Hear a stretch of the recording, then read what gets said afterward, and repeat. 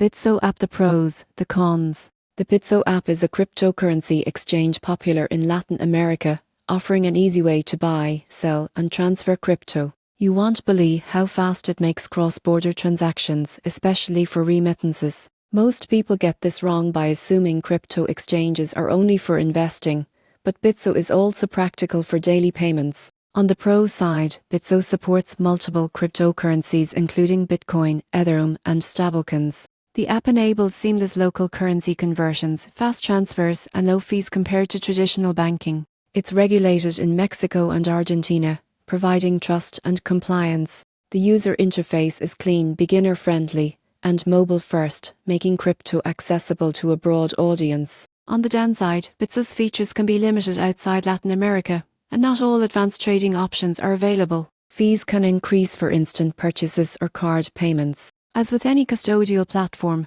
users don't hold private keys directly, introducing some risks. In conclusion, Bitso app is perfect for Latin American users seeking a fast, reliable, and regulated crypto platform. It excels for payments, trading, and remittances, but international users or advanced traders may find the platform limited.